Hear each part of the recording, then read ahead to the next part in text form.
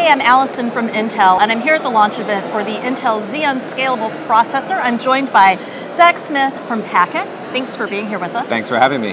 Can you tell me a little bit about Packet and your role there? Certainly. So, as you know, my name is Zachary Smith. I'm the CEO and co-founder of Packet, and we automate fundamental hardware for around 10,000 developers around the planet. We operate out of a couple of global data centers, and our mission is essentially to give fundamental access without opinion to developers in a very rapid and highly reliable way. So I know, being a young company, you have a very large developer base that you're working with, and so how do you think that those developers' experience will change, or that customer experience will change with the Xeon Scalable Processor? Well, it's funny because developers are kind of known. They don't live in the hardware world. They live in software, of course, right? And to crib from Mark Andreessen, software is eating the world. I just also happen to believe that it's eating the infrastructure stack. And so what we're super excited about is helping developers access fundamental technology.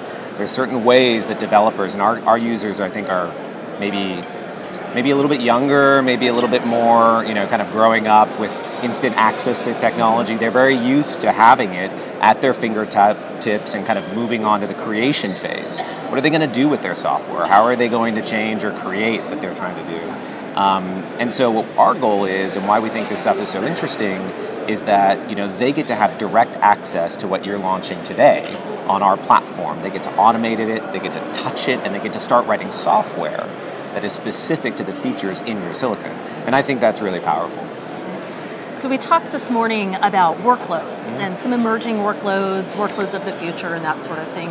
What are you particularly excited about when it comes to workloads? Well, we're pretty fortunate that as a young company, we get to look towards the future. We don't have a lot of legacy. We don't have customers that have been with us for 10 years because we've only had customers for 2 years. So what we get to see is all the new, everything that's happening that people are creating.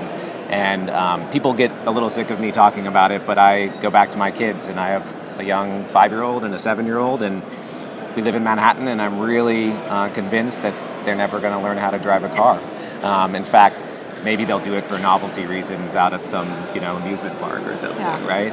And when I look at those experiences, and that's what developers are creating on our platform today, they're creating the experiences of tomorrow. Actually, not to overuse the word, but I call it experience-based computing, things that are around them. It's not how to make your CRM faster or your Facebook page load better. That doesn't matter. That already exists today.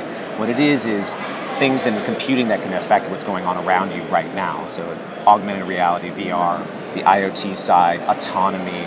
These are the workloads that I'm super excited about.